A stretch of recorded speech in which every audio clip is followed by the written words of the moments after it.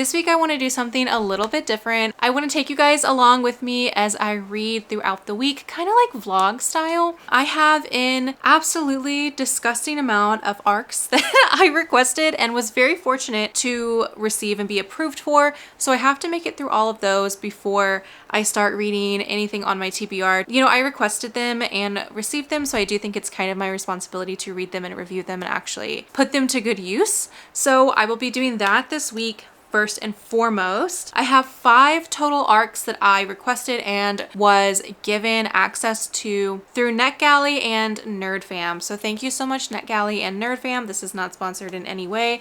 I wish they would sponsor me, but nobody knows I exist. So maybe one day. So yeah, I'm just going to try and get through as many of them as I can this week and let you guys know what my thoughts are at the end. I might not do a full book review for every single ARC, but I will keep you guys updated as I read them. And hopefully we have some good ones, because I looked on Goodreads. I probably shouldn't have done that, but like I looked on Goodreads to kind of see what the vibe was, to kind of get a little temperature check. And all of them so far have absolutely amazing reviews. So I'm really hopeful that we're gonna have at least a 4-star book in here somewhere. So all of these books except for one are ebooks, so I have them on my Kindle. By the way, this is my Kindle. Look how cute. Ooh, it has like, I should do like a Kindle tour. It has some butterflies, a frog, a raccoon, of course. I love raccoons. And then of course some books and my pop socket so that I can read and hold it. I tried once to have one of those little like clicky turny things, but it didn't really work for me. Maybe it was a user error on my part, but they didn't really work. So I just used the regular one. This is a Kindle Paperwhite 11th generation. Not really sure, honestly. It's kind of old and kind of slow. But one of the ARCs I was given is actually a physical copy, and it came with like a full PR package. Let me grab it. So it came in this like PR package box. On the front, it says, "To be given is a blessing." And then when you open it up, it says, "Being given is a death sentence." Look how gorgeous this is. And it came with a bunch of bookish goodies, but this is the book itself. Look how gorgeous. Gorgina. We have a little description of what the book is. It is a slow burn enemies to lovers epic romantasy series, available April 30th, 2025. Ren was born bearing a mark on her forehead. She's always known she would be given to serve the gods in her 20th year, and she's eager to work for them since they keep the kingdom safe. That is, until she sneaks into a giving ceremony and watches as her best friend is slaughtered in the name of the gods. Horrified, Ren escapes her village under the cover of darkness. Her plan is simple: flee the kingdom and stay alive. Surviving is going well until she stumbles upon an injured, unconscious man in the woods. Unwilling to leave him to die, she heals him. Only when he wakes, she realizes he's a hunter, and his prey, her. This sounds right up my alley. I'm very excited for it. It says content warnings: death, blood, human sacrifices, whippings, mentions of this off-page, sexual assault, the threat of, being hunted, and physical and emotional child abuse. Thank you so much, NerdFam, for this gifted copy of Given by Elena Galea. This is absolutely gorgeous. It's my very first piece of bookish PR. Nobody panic. Everybody stay cool, but I'm kind of famous now. Yeah, I'm kind of famous.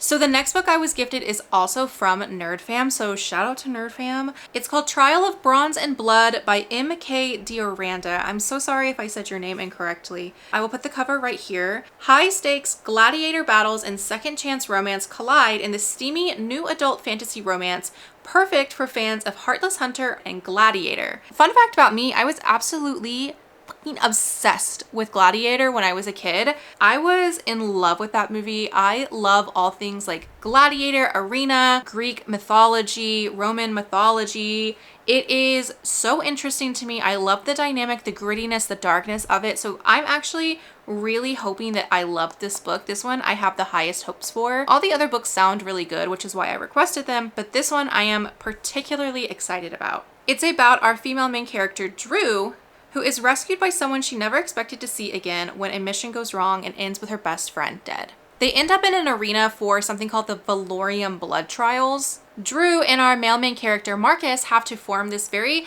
tentative alliance to protect themselves and the people that they got into the arena to protect in the first place. But as the book goes on, it turns out that Marcus is carrying a devastating secret, one that could destroy the foundations of Drew's world. So it says, grab this book if you enjoy second chance romances, slow burn, he falls first, badass assassin FMC, Roman Empire inspired deadly gladiator trials, protective cinnamon roll MMC, last ancient dragon, and forced proximity. I didn't expect there to be a dragon, but I do love dragons. Trial of Bronze and Blood will be available to purchase on April 15th, 2025, so right around the corner. The next arc I will be picking up is called Restored by Stacey Jost. Gifted with extraordinary healing abilities, Layla is bound in servitude to the ruthless king of Belhaven. But when she's abducted by the desperate Prince Ledger of the distant kingdom of Westray, she's thrust into a dangerous and exhilarating world beyond her castle walls. Dive into an electrifying adult fantasy romance that sweeps you off your feet with heart-pounding action, breathtaking imagery, and a dash of scintillating spice. The cover of this is absolutely beautiful. Next, I will be picking up Death's Kiss by M.M. Reeves. 20-year-old Marina has had to fight her way tooth and nail just to survive the last 7 years of hellish instruction provided by the Cardinal North and has earned herself the esteemed title of captain, just in time to complete her 8th and final year. But this is no normal year. The legendary vault has unexpectedly arisen, offering a chance to catch the eye of a Tide Lord and secure her and her crew's future careers. Marina stands on a precipice of an opportunity like no other. She's obligated to complete in the 4 deadly pillar trials against 7 other captains from the 3 rival cardinal orders. So this is giving very like pirate, water, meets Goblet of Fire from Harry Potter. Yet, with every day that passes, something haunting is being whispered along the sea breeze. There's a darkness that presses into every corner of the fortress of the Cardinal North. Its presence amplifies the wild and unruly beating coming from behind the wall of ice inside. Something is coming, a message, a warning, a memory. This one sounds really interesting. I like the vibe of this one a lot with like the trials, a lot of trials this time, huh? Kind of like the water aspect of it is super interesting to me. The last arc that I will be trying to get through this week was a Netgalley download. It's called Hazelthorn by C.G. Drews. This is an LGBTQ horror, and it says that it's a deeply unsettling and hauntingly beautiful tale of murder and botanical body horror. Perfect for fans of Andrew Joseph White and We Have Always Lived in the Castle. This is a little different than the things that I normally read, but I do really love queer horror. There's something so like visceral about queer horror specifically that I really resonate with, and I find it very interesting. It's very cerebral in a way that I think traditional horror sometimes isn't. For his safety, Evander has been given 3 ironclad rules to follow. He can never leave the estate, he can never go into the gardens, and most importantly, he can never again be left alone with Byron's charming, underachieving grandson, Laurie. The last rule has been in place ever since Laurie tried to kill Evander 7 years ago, and yet somehow Evander is still obsessed with him. Except Evander's sure his guardian was murdered, and Laurie may be the only one who can help him find the killer before they come for Evander next. Perhaps even more concerning is how the overgrown garden is refusing to stay behind its walls, slipping its vines and spores deeper and deeper into the house as each day passes. As the family's dark secrets unravel alongside the growing horror of their terribly alive, bloodthirsty garden, Evander needs to find out what he's really inheriting before the garden demands to be fed once more. This sounds really, really interesting. The aspect of the alive, bloodthirsty garden, the queer storyline, the queer love interest. I think this is going to be really, really good. It's very hauntingly beautiful. So I will keep you guys updated on how this goes. If the cover is anything to go by, this is going to be a wild ride for sure. So these are all of the arcs that I will be reading this week. I will try to keep you guys updated as I read each one. Hopefully I'm able to get through at least 2 or 3 of these this week. But if not, I will be picking them up next week as well. I'll take you guys along with me throughout the week. So yeah, let's get to it.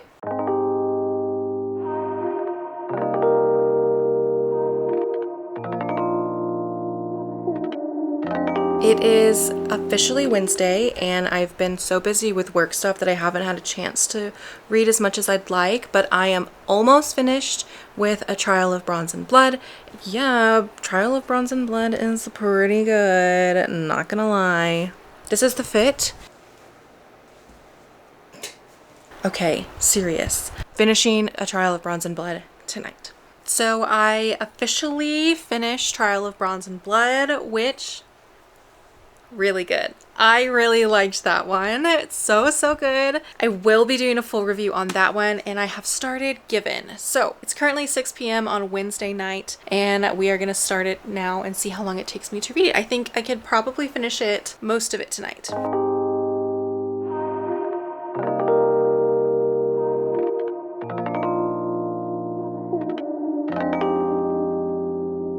So yesterday I finished A Trial of Bronze and Blood.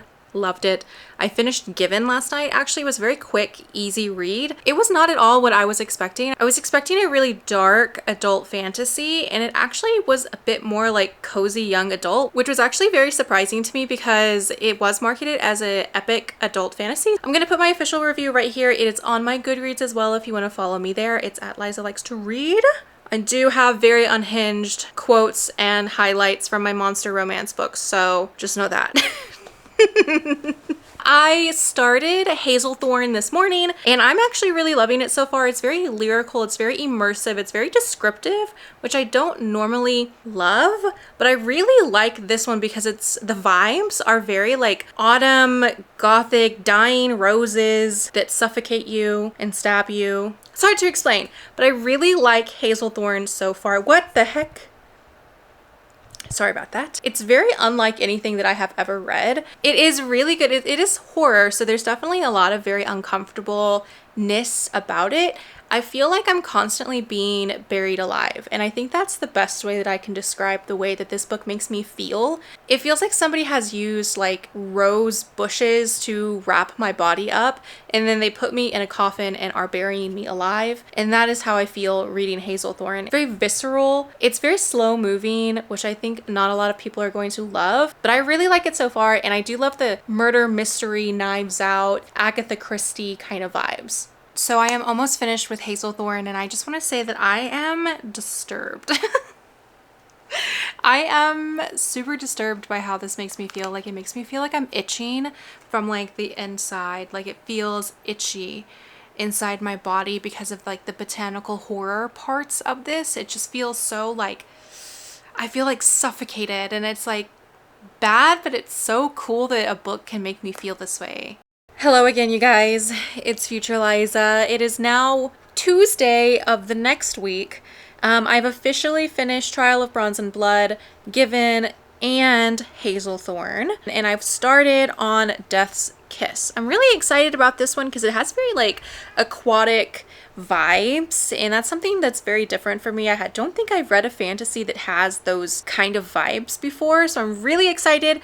I love pirates. I did get a little distracted because my favorite sci-fi romance author, Zoe Draven, she released her newest book, Hunger in His Blood, and I had to read it. I had to read it. I know I wasn't supposed to, but I did because I had to. It was so good. I'm normally not one for accidental pregnancy or like pregnancy plot twist kind of stuff, but I think it's okay in this instance. Zoe was very clear that that's what was in the book, so I knew what I was getting into when I started it, but I absolutely hate when I'm reading a book and then there's like, I call it P for P, which is like pregnancy for plot. I absolutely hate it. I hate that kind of trope. I hate also like pregnancy in general, so that might be clouding my judgment. But I did really love it, of course. Zoe Draven is my girl. Mwah! So I'm back to reading my arcs, but I'm starting Death's Kiss today. I will keep you guys updated. I'm starting it right now. It is Tuesday at 2 p.m. and we'll see how far I get. So it is officially Wednesday night and I have finished Death's Kiss. I'm gonna put my full review right here so you guys can read it. It's on my Goodreads as well. I thought it was okay. It was okay. After I finished Death's Kiss, I did pick up a new book that was not one of the arcs. I know I'm bad, but like, I just really wasn't feeling it, you know what I mean? So I did pick up Bridge Kingdom by Danielle Jensen. Why did no one tell me about Danielle Jensen? This book This book was so freaking good. Like, every romantasy should model itself after this book. The world building, phenomenal, intricate, different, unique. I loved the universe, like the fact that it's like this is an entire kingdom, and then the politics of it with the trade and the, oh, so good. The romance was phenomenal. The female main character was like badass, but like not too much. Sometimes they're a little too stabby, you know what I mean? I feel like the romance and the relationship between the two main characters developed organically, realistically, beautifully. I'm not gonna spoil it, but I really loved how the plot twist developed. I feel like it's just like, that could very well happen, you know, like, loved it. Loved it so much I actually reserved the sequel on my Barnes & Noble app so I can go pick it up in the morning when they open, because I don't have the sequel. I usually buy at least the first and second book of a series, because if the first ends on a cliffhanger, then I want to pick up the second one immediately. But for some reason I didn't do that with Bridge Kingdom. My regret is so heavy right now because this was so freaking good. Oh, like every chapter had something. Like, I don't feel like there was any unnecessary fluff or any unnecessary interactions in this book. I thought that it was so good. Today is Friday, April 11th at 2 p.m. and I have officially finished all 5 arcs that I set out to read at the beginning of this vlog. I read A Trial of Bronze and Blood, Given, Hazelthorn, Death's Kiss, Restored, Hunger in His Blood, and The Bridge Kingdom, all in the span of 2 weeks. So I read 7 books in 2 weeks, which I think is pretty good. Some of them were relatively short, like Restored was only like 285 pages, so that was a very quick read. I'm gonna put my official review for Restored right here on the screen so you guys can read it. It was a really beautiful, very good book. It was super short, and I do think when you have shorter books that are fantasy, it kind of leaves me wanting a lot more. The world building and the magic system were very easy to understand, but I don't think that they were very complex, and as an avid fantasy reader, that usually kind of leaves me hanging a little bit more. So I do really wish that Restored had an additional like 100 pages to build on the world, because the world was really interesting. The characters were fun. The slow burn tension was really cute, very steamy, and I really liked the magical creatures aspect of this book. Thought that was really unique and fun and very different than the other books that I had read in the last 2 weeks. But I do feel like it was just missing something for me. It's not bad at all, and I do think that it is a really good palate cleanser for if you're wanting to kind of do something that's a little bit less complex. So I would recommend this to anybody that is just dipping their toes into fantasy romance, anybody that likes magical creatures or pets, slow burn romance, or just something that's like very cutesy and fun. Out of the 5 arcs that I read, I do think that my favorite was A Trial of Bronze and Blood. I think that that was such an epic read for me. I love Roman, like Greek mythology, arena style stuff, and I think that really ticked all the boxes for me. Hazelthorn was also very good. I liked it on like a cerebral level, but I enjoyed Trial of Bronze and Blood, I think, a lot more. Out of every book I read in the last 2 weeks, every book that was featured in this vlog, I do think The Bridge Kingdom by Danielle Jensen was my favorite. I think that it was just all around the most well-rounded, well thought out, most complex, interesting, unique world of the 7 books I read this week, and I loved it. Now that I've read all of the arcs that I had set out to read, I'm gonna pick up the sequel to Bridge Kingdom and then start on all the new arcs that I have requested and gotten. So yeah, I think I'm gonna try and do a vlog every 2 weeks to just kind of go over the books that I read and talk about them. If you guys like this, I would say subscribe, follow along. It's Liza Likes to Read everywhere. Hit the subscribe button. Come watch me talk about my crazy bookish antics and unhinged monster romance recommendations, because I think after all of these fantasy novels, I'm really gonna need something absolutely just diabolical to read. It's probably gonna be an orc romance, because I don't know, I really like those. I really like those. Until next time, be good, be safe, bye.